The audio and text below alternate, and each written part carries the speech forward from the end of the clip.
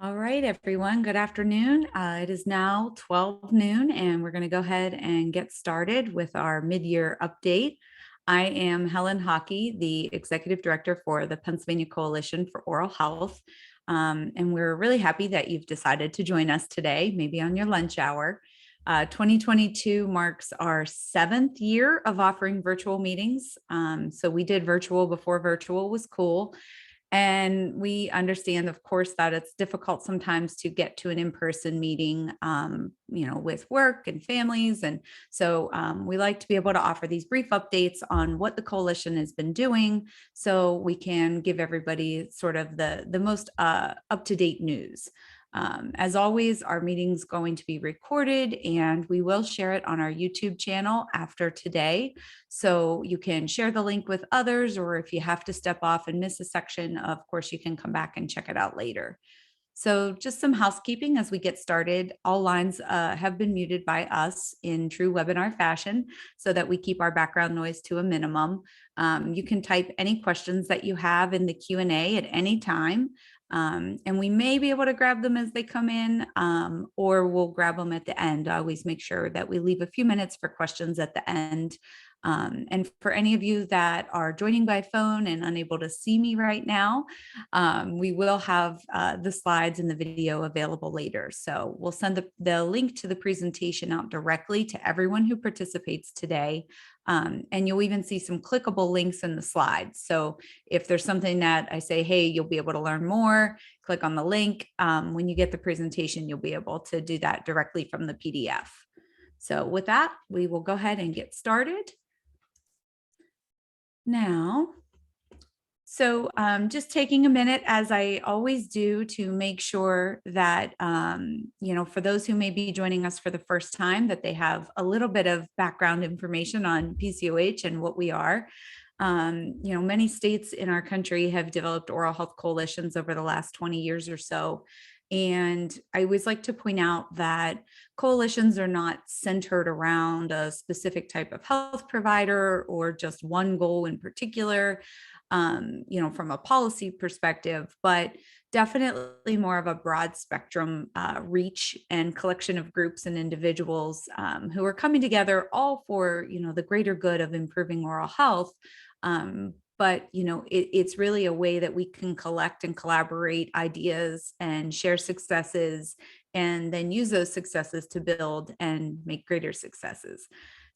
So, we do a lot of advocacy work. We do a lot of shared collaborations, as I mentioned, and from time to time, we do projects and programs ourselves across the Commonwealth. So what's really nice is Pennsylvania is part of a national group of oral health coalitions called the American Network of Oral Health Coalitions. And so we're able to borrow from other states to find out things that have worked for them or haven't worked. And we share ideas and documents and materials as well. So our coalition in Pennsylvania was incorporated in 2016. And that's when we added some formalized staff and a formal board structure. And we are a registered nonprofit with the state of Pennsylvania. So we rely on grants and donations to complete the bulk of our work. So just in the last 6 years, we've grown to about 1,000 individual and organizational stakeholders across the state, and we have 4 full-time staff. So I did want to take a minute and just acknowledge that I've been serving in this role with the coalition for about 5 years now, a little over 5 years. And I cannot say enough about the amazing stakeholders that we have. We are contacted daily by individuals and organizations telling us about the amazing work that they're taking on, willing to share their ideas, hoping to find others to build their programs. And it's just really a unique opportunity, I think, to be a part of something where so many people are so passionate and doing great work. So, with every staff person and every stakeholder we add to the work that we do, our reach just gets bigger and bigger and bigger. So we're so grateful for that. And I just wanted to acknowledge that and make sure that I said thank you to everyone today, for the work that you're doing every day. So to start us off this afternoon, we're going to invite our current board chair, Lisa Davis, to say a few words of welcome to everyone. Hi, Lisa. Hello, Helen. Hi, everyone. I'm Lisa Davis. I'm the chair of the PCOH Board of Directors for this calendar year, and it is quite an honor to do that. I have long been a fan of PCOH, and so it's terrific to be able to not only work so closely with Helen and all of the staff at PCOH, but also to work with this wonderful, dedicated board of directors, all of whom are so focused on wanting to increase access to healthcare, to oral health services in rural areas, and to provide the support that PCOH needs to do the work that they need to do. And I can tell you that in the last year, PCOH has been extraordinarily busy. When Helen says that they get contacts once a day, I think that that is an understatement. They are engaged in so many activities across the state, whether it is advocating for policy that will impact oral health, or working in communities to ensure that they have the oral health infrastructure that they need, and working to ensure that we have providers across the state. PCOH has their fingers into everything that impacts oral health care delivery in the state. So congratulations to Helen and all of the staff at PCOH for the work that they do. And I also want to thank all the members of the board of directors for everything that they do to support the work that Helen and the staff do. So thank you all so much for spending some time with us today. I hope that it is cool wherever you are, and maybe you'll be glad to be inside for a little bit. So Helen, I'm going to turn things back over to you. Thank you. All right. Thank you so much, Lisa. And again, thanks to our board of directors. So I'm just going to take a minute and point out our staff. If you're newer to our coalition, we have, Marilyn Marsh, who works on our school Sealant programs, community water fluoridation efforts, and does a number of things around our donor management and grant writing. So we're very fortunate, and she is always available to answer questions on any of those topics. Amy Tice is our operations assistant, who does all the behind the scenes work, as well as our communications and social media pieces. And Angela Renner is our program coordinator, who works on tobacco, HPV, workforce, and whatever else we figure out we need to get accomplished. So I'm really grateful to our team, and they're always willing to talk with any of our stakeholders about the work that we do. So just something to keep in mind. Then next up, just one or two slides here. I just want to focus a little bit and give just two more slides of background before we move into our update. If this is new information to you, I just wanted to point out our coalition priorities so that we, focus on a lot of different things, but most of them touch around these four central ideas. We look at oral workforce development. So how do we make sure we have enough providers, and providers in all different realms, who are able to talk and promote oral health effectively and provide oral health effectively. And then looking at policy and infrastructure, how do we make sure that oral health gets welcomed into all the conversations that are happening around healthcare in our state. And focusing on our most vulnerable populations. So really diving into the reasons that some people more than others don't have adequate access to oral health care, and trying to eliminate those barriers and challenges in a way that benefits an entire population. So it's something that I think gives us the most pleasure, is when we can see and affect change in that area. And then lastly, advocating for community water fluoridation.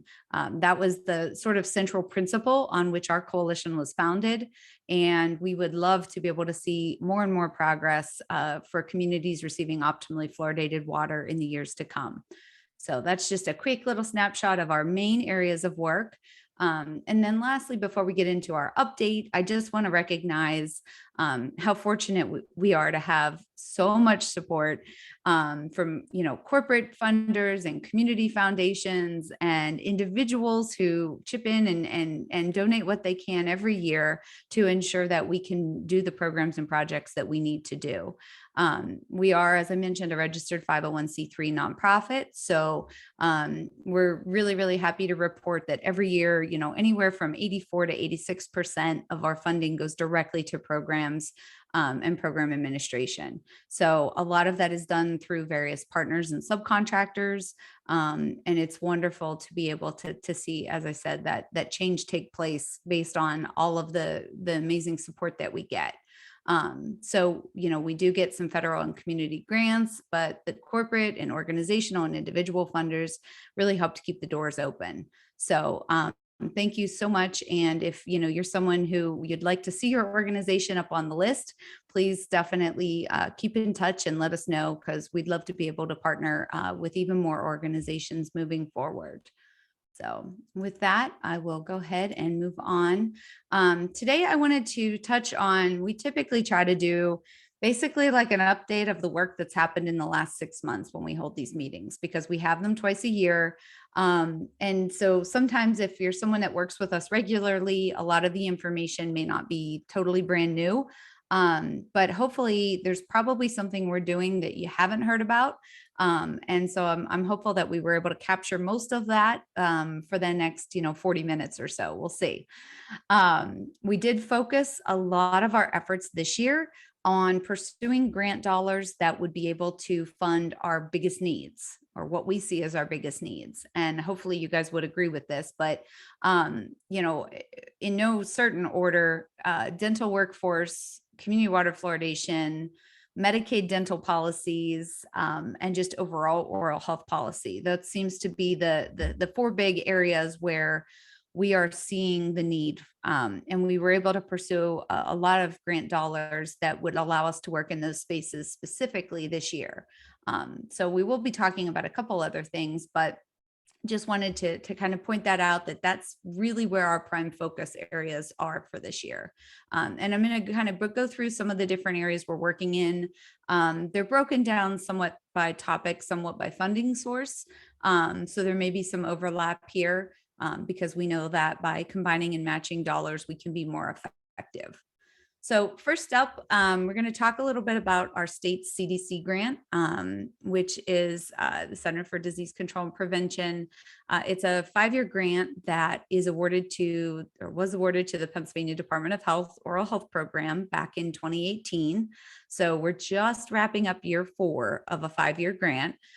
And it really focused on 3 main priorities. One was community water fluoridation. So we're right there. We love that. The second was school sealant programs. So getting the, population-based health measures directly into the schools where they can benefit people, and meeting them where they are. And then lastly, it's more of an infrastructure surveillance data piece, is the recommended basic screening survey, which is something that the CDC and the Association of State and Territorial Dental Directors recommends as a way to measure the disease burden in your community. So if you're not familiar, it is a pretty cool survey, not meant to be research, not meant to be looking at individualized areas of a state. It's meant to be a state level survey of 3rd graders, and it can be done for other ages as well. We elected to do 3rd graders, which is the most popular one. And you go around the state and you get basically a sample of all the schools. So some from high demographics, some from low demographics, low income, high income, some from rural, some from urban.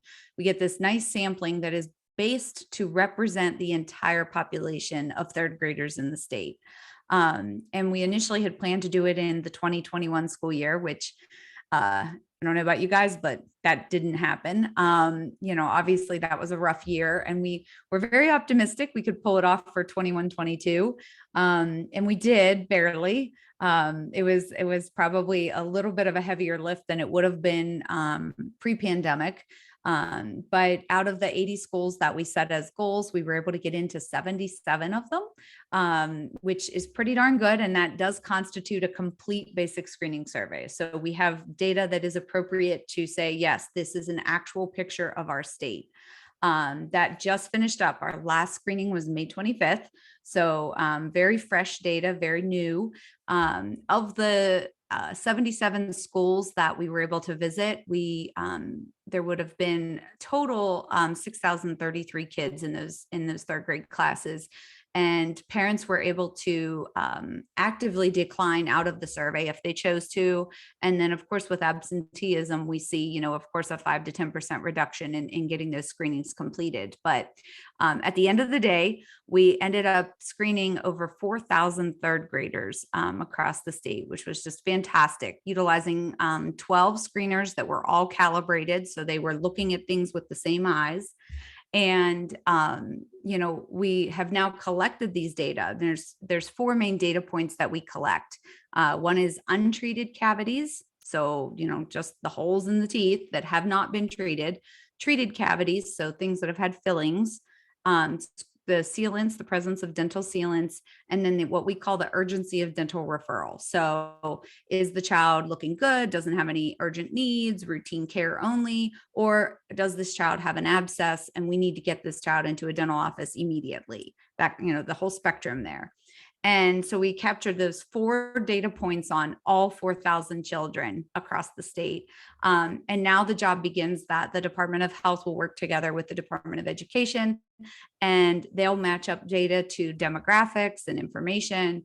And we will get pretty much a vast wealth of data and knowledge from this survey. So within the next year, we'll be able to, give a quote on how many third graders in the state have dental decay, or how many have an urgent need to see a dentist. So really, really exciting. And we're super thrilled with that. It's kind of one of the things that I think we're most proud of this year. So I wanted to lead with that.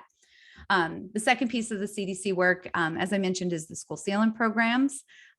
So we are now up to supporting 10 school sealant program grantees. And what they're doing is they're going out to the schools, they are placing dental sealants, and then they're entering those data into the CDC SEALS database. So we're part of the national database now for school sealant programs, which is really thrilling. And once again, this was another one where the 2020-2021 school year was sort of a disaster. Didn't get to see very many kids at all. We did see a little bit of an uptick in 21-22.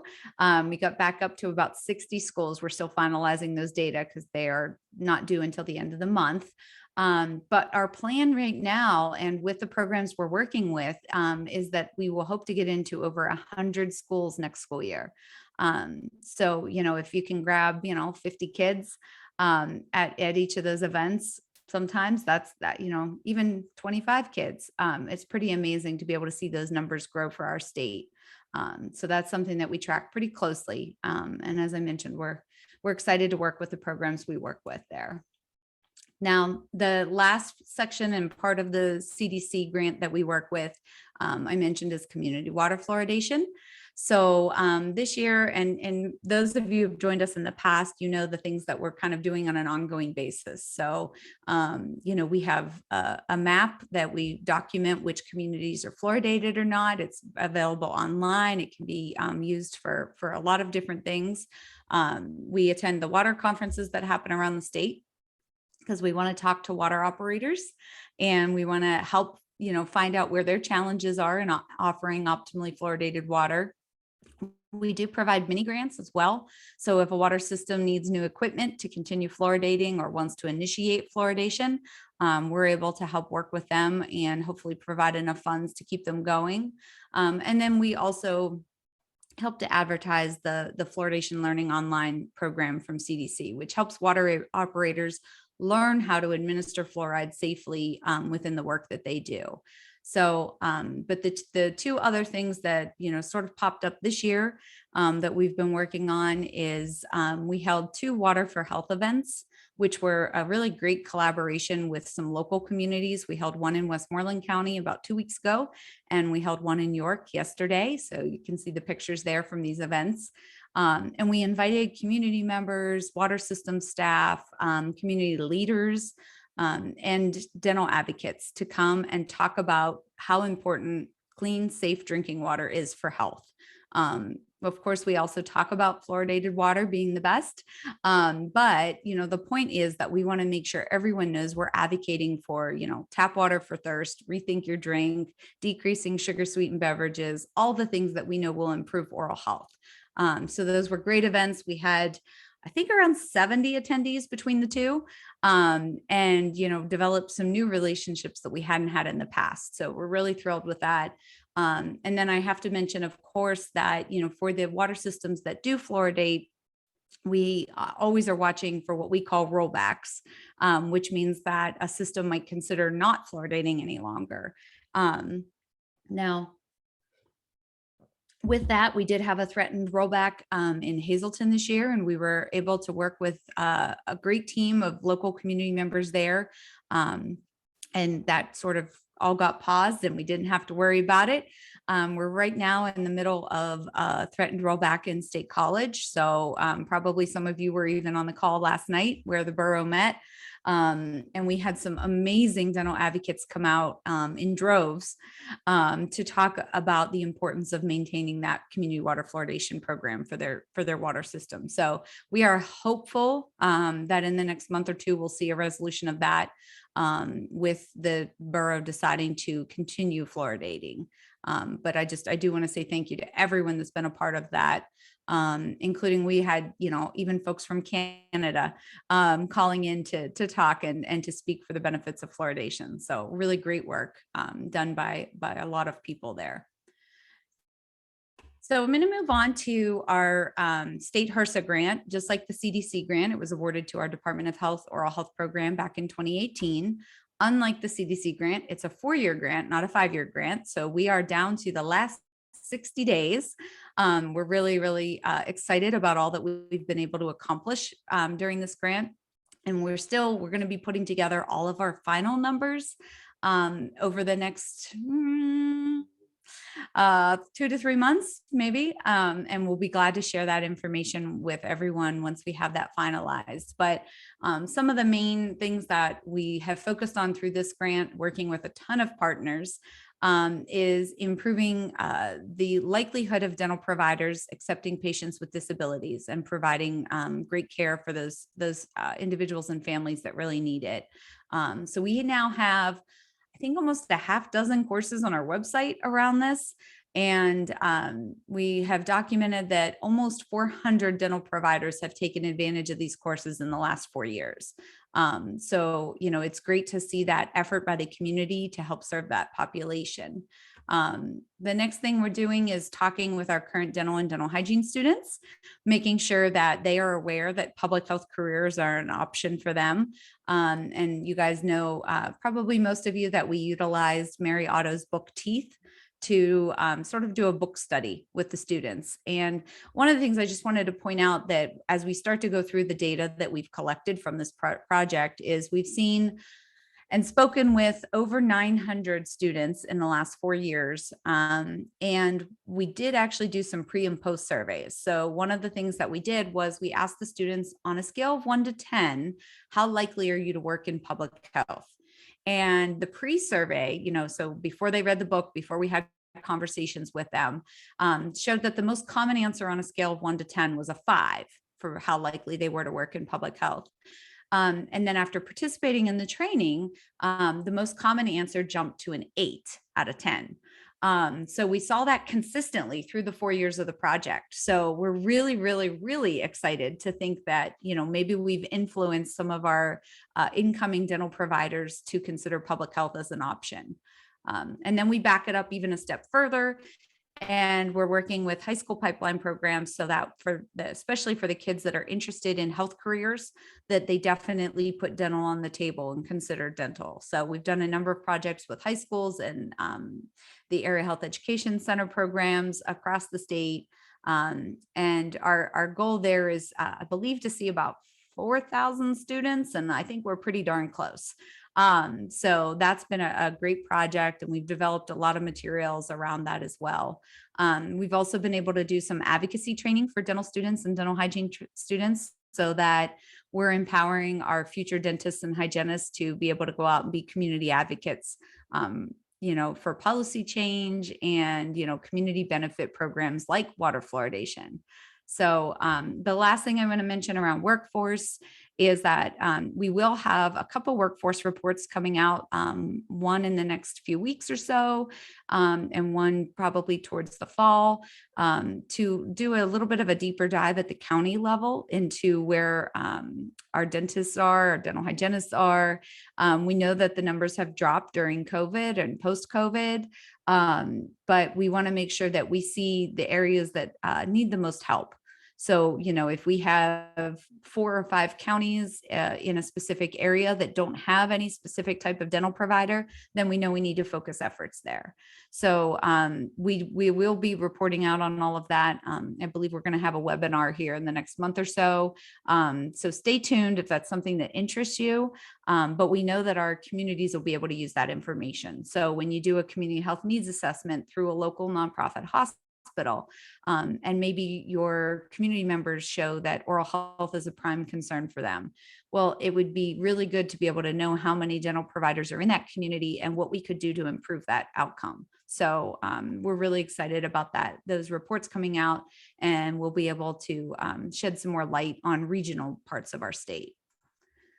So the last information I just wanted to share about the HERSA program is we've had a lot of great help from our partners at the American Academy of Pediatrics doing some community-based prevention programs. So you can see some of the little sticker there document that we've been able to distribute through food pantries and the YMCA Health Equity Tour, which, if you're not familiar, has just been an amazing year-long project that the YMCA out of Harrisburg is doing.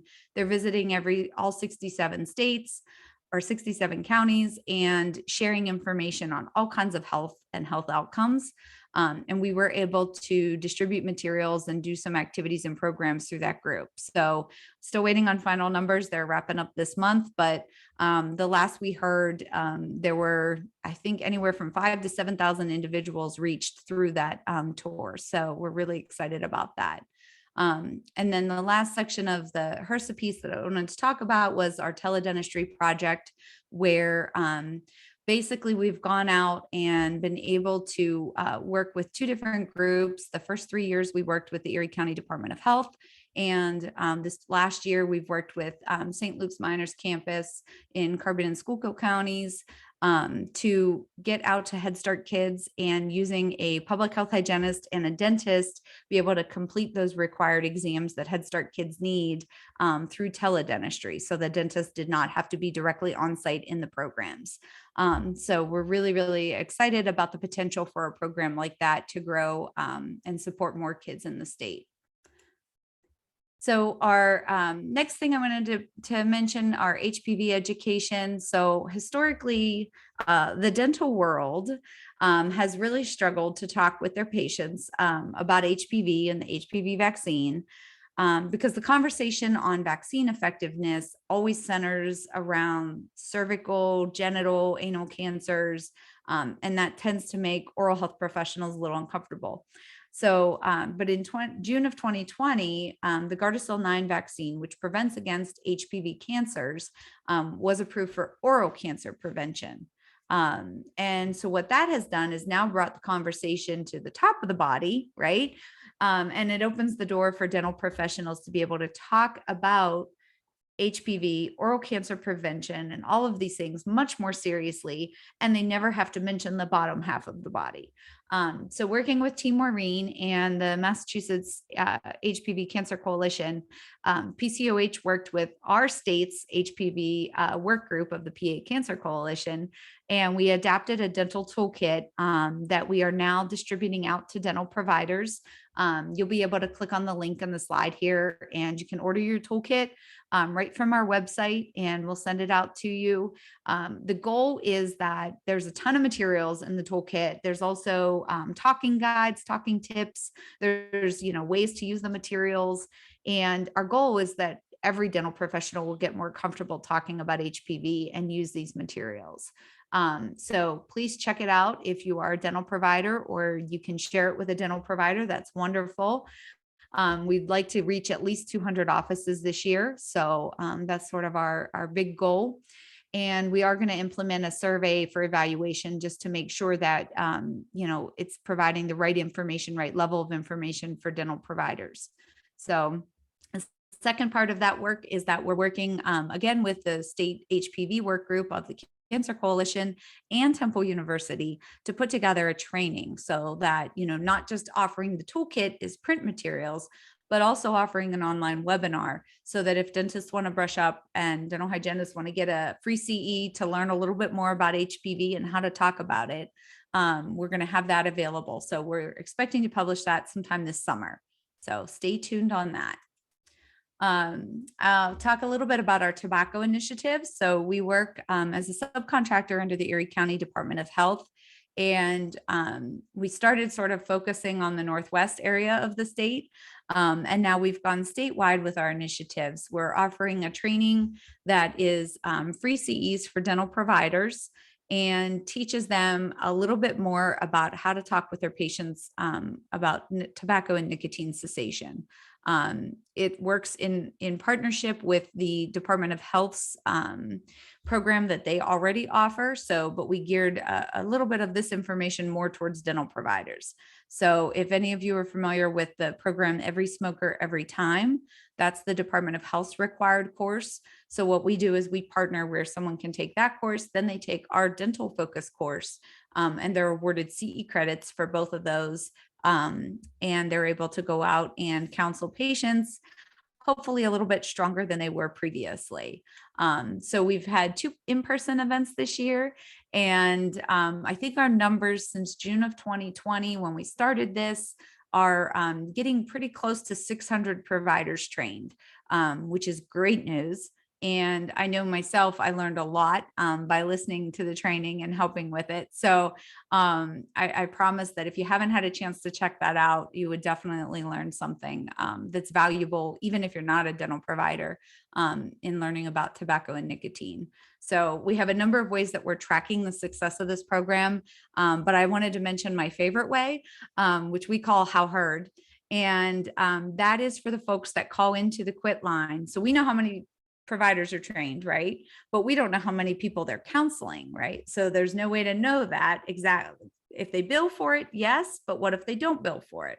And so what we have now been able to do was to incorporate adding dental professionals into the quit line questions. So when a patient or a client calls the quit line and wants to quit, one of the questions they say is, how did you hear about us? How heard?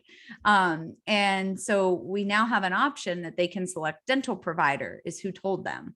So we can actually watch those numbers go up. And even if, we don't know through a billing purpose how those numbers are working out, we do know that we see numbers going into the quit line going up, that people are citing they heard about quitting smoking or quitting tobacco, quitting nicotine through their dental professional, which is just, I think, really exciting and kind of great to track. And we're working on connecting our dental providers with our regional primary contractors as well. So those are the folks that are assigned to different regions of the state that work specifically on tobacco and nicotine cessation. So we want to make sure that they have sort of dental providers as a resource and that dental providers have them as a resource. So if you fit one of those 2 bills and you haven't been connected, please let us know. That's really important to us. And we want to make sure that those regional groups get as strong as possible with healthcare professionals in their communities.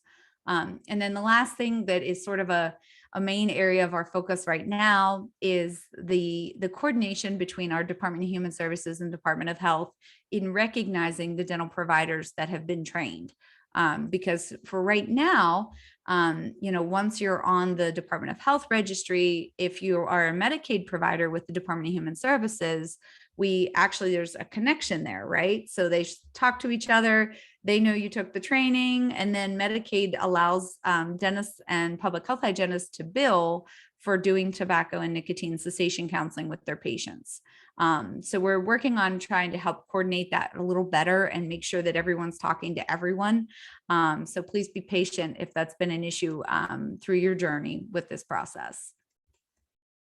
The next thing I want to touch on, some of the things that we do working primarily under the State Department of Health Oral Health Program is we focus on implementing our state oral health plan. So this is something we talk about a lot. And if you've joined us for anything, you've definitely heard about our state oral health plan, but we're really proud of it. It's a 10-year plan, spans 2020 to 2030. And it really focuses on what we heard from constituents and people all over the state of where the focus needed to be, right? So we listened to people, we did surveys and meetings and really tried to discover where our gaps were and build a plan that would address those gaps. So we've got 3 priorities, they're listed on the slide there, and then 22 measurable outcomes. So actual data points that we're going to say, well, we started here, we had a goal here, we ended here. And we're really, really proud of starting to see some progress. Now we're only, a year or 2 in. So we're starting to see that needle move slowly. The other sort of dilemma with starting a plan in 2020 was, we had the COVID pandemic to deal with. So data points from that timeframe are a little bit unreliable. And so we're working towards trying to figure out if we need to adjust our goals because of the pandemic. So if data and surveillance are things that interest you, or if you could use some of these numbers, all of the baseline numbers are in the report. So really helpful to check it out, use it as a resource for the work that you do. And, you'll see that our measurable outcomes are really focusing on how people and the number of people accessing dental care. And then our workforce numbers. So making sure we have the right providers out there for them.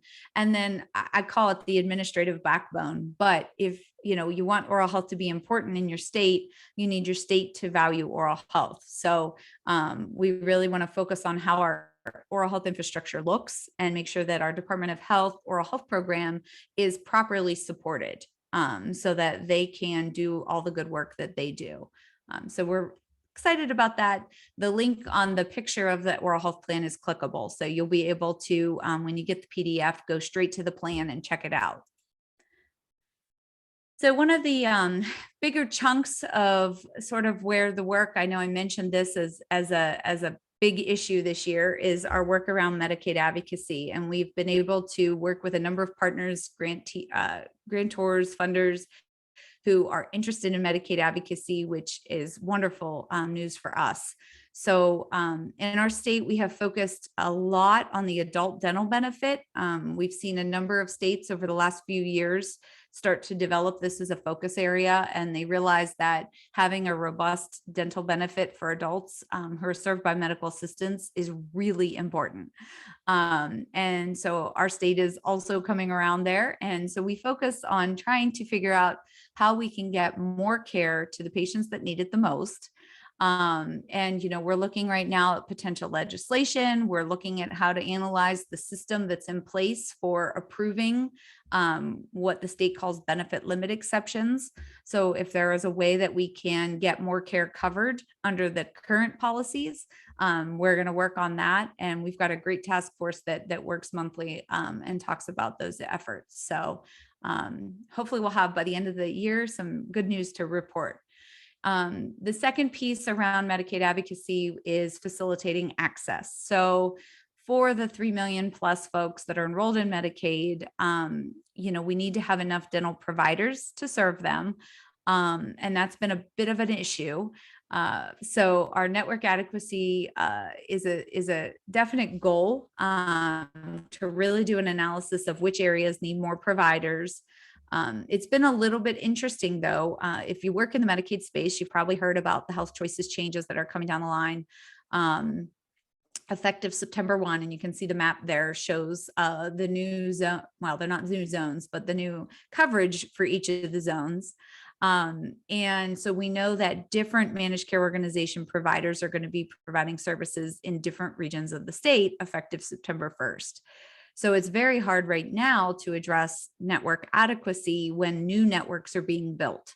And so we're doing what we can to address those concerns. We're going to be working on some educational materials over the next few weeks, hoping to have out in early July, both focused for the Medicaid changes that are coming for patients or members or clients or enrollees, as well as the changes that are coming for dental providers. So we want to make the process of being a Medicaid dental provider as streamlined as possible.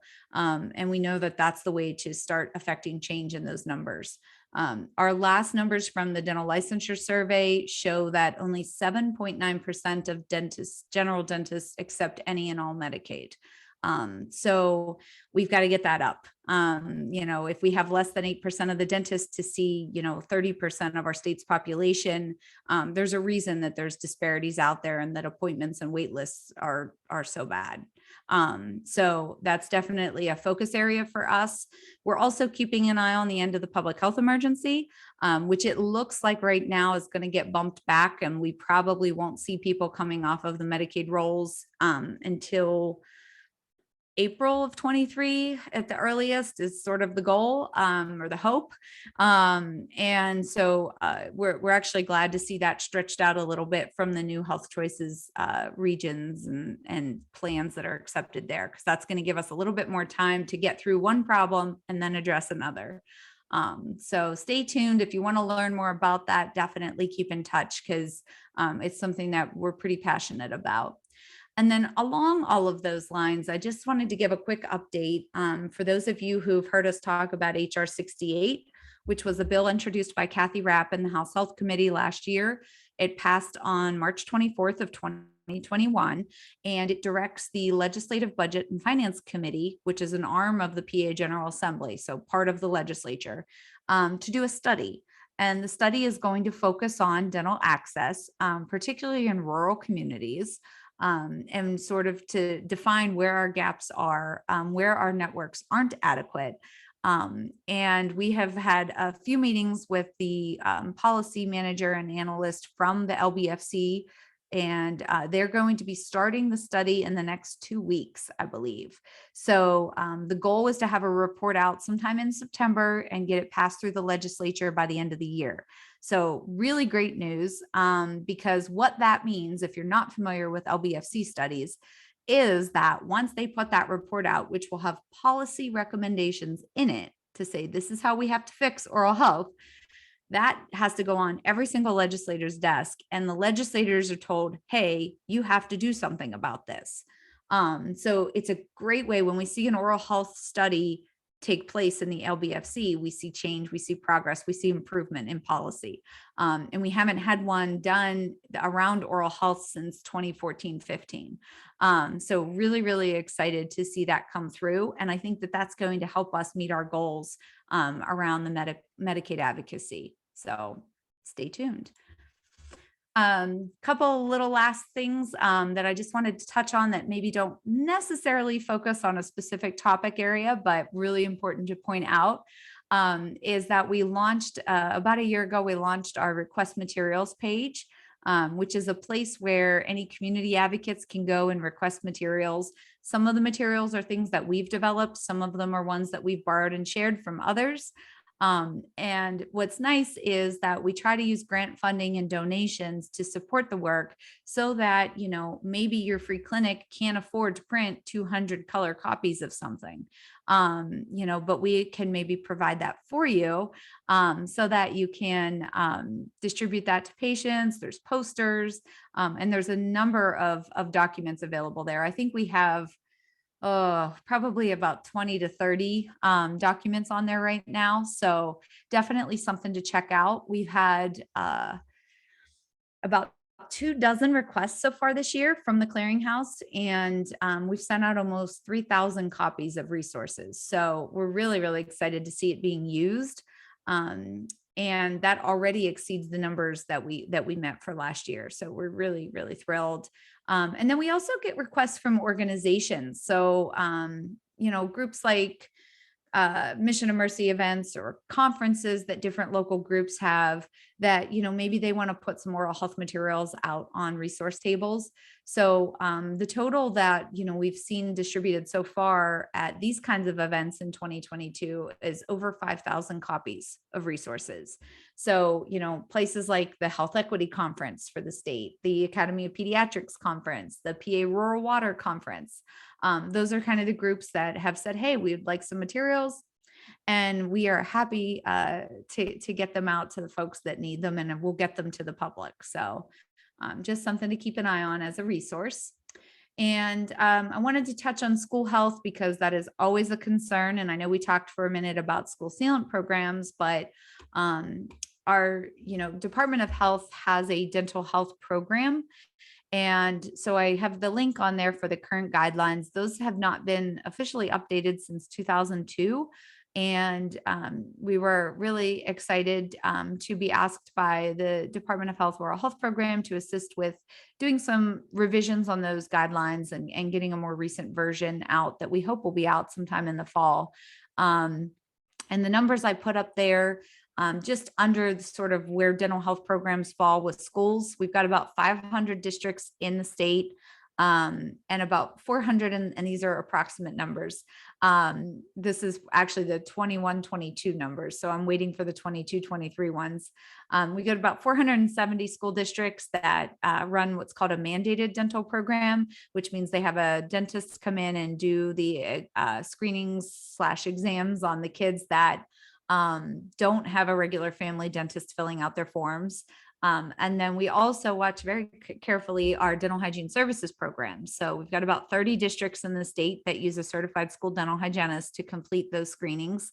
And it's interesting because there aren't a ton of data points that are tracked from those screenings, but one of the things that they do track is how many of these kids are getting what they call completed referrals. So the child was sent home with a paper that says they need dental work. Did it come back with something saying the dental work was completed? So that's a completed referral. And we see that, for the schools that have a school dental hygienist on staff, they do get a higher number of completed referrals back because they've got a staff member in the school that's trying to connect those kids with care. But even at, twice the amount of completed referrals of the mandated dental programs, we still only, even with the hygiene services ones, we only get about 26% of those referrals back. So that means 3/4 of these kids that go home with papers saying they have dental issues probably aren't getting them addressed. So dental health in schools is just so extremely important. And we are trying to fix as much as we can around that. So we've had a lot of concerns in the past about the way the forms are worded, because when a parent gets a letter home that says your child was examined by the school dentist today, sometimes they think to themselves, great, cool, now I don't have to take them to the dentist. And so we have made some recommendations on tweaks to that language. We're hoping that that could roll out in the next school year or two. And hopefully help clarify for parents what that looks like. So, and then the last thing, just to mention that there is a bill, House Bill 2332, sitting in the legislature right now. It's sitting in the Education Committee. We thought it was going to make some progress, but it's sort of still stuck in committee. And that would allow public health hygienists to do the mandated screenings in districts that don't have a school hygienist on staff.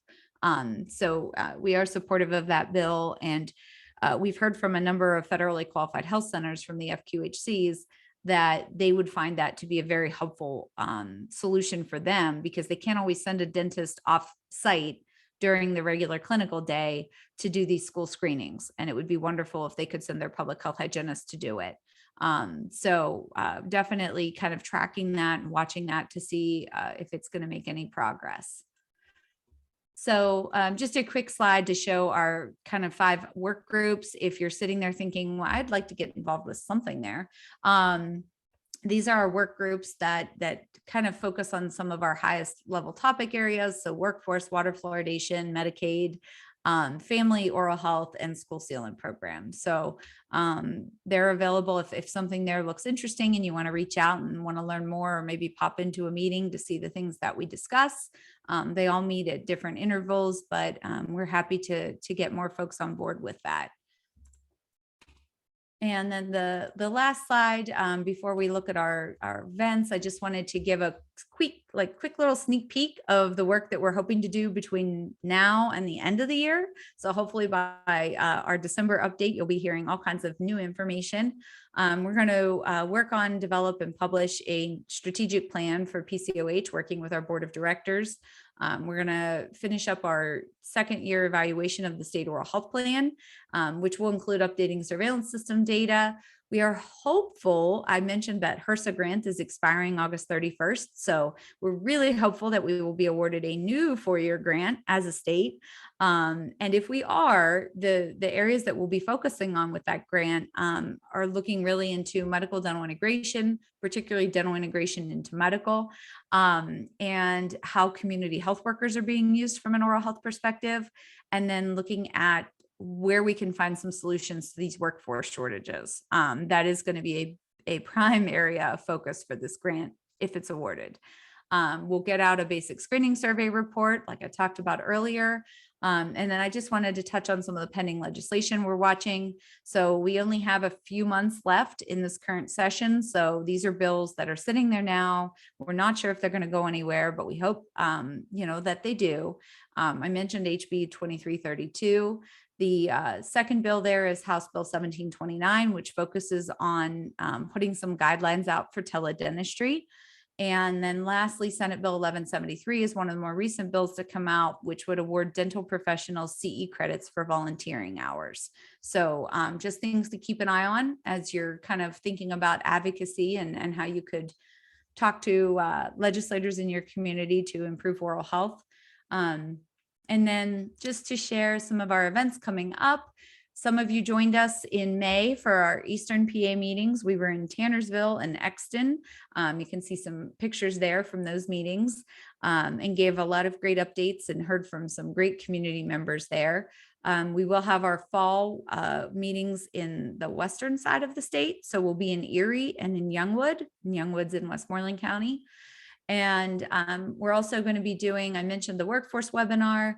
We have a planned community water fluoridation advocate training, which is an all-day training that's going to be held in Harrisburg on July 15th. So definitely consider that if you're able to attend and you are passionate about water fluoridation. And then the last 2 dates there, of course, are the dates for our year-end webinar update. And then next year, we'll be holding our statewide oral health summit again. So mark your calendars now. That's always a really amazing event. It's a 2-day event in Harrisburg. So we do, maintain strong social media presence. We have an online calendar. So we want to make sure that you are planning to connect with us, stay engaged with us, and anything that you can possibly do there. We're happy to help and to support and talk with you about any of the things that you're passionate about in the oral health space. So with that, I want to just leave a few minutes in case we have any questions. I know I don't think I saw any popping up in the Q&A box, but if anyone has any questions or wants to type anything in the chat or the Q&A, we'll hang out here for a minute just to see if anyone has any burning desires. It looks like everyone hung in with us today, so I appreciate the attendees hanging in and hope that you found something new that you learned about, maybe that you hadn't heard previously. And we will definitely plan to connect again at some of our local meetings coming up. So let me see here. And what we can do is I can put a live link for the water fluoridation. I'm getting a question about the meeting in Harrisburg on community water fluoridation. I will make sure that we link the registration in the slides before we send them out. So that way you'll be able to just click on that and it'll take you right to the registration page. So any other questions, comments?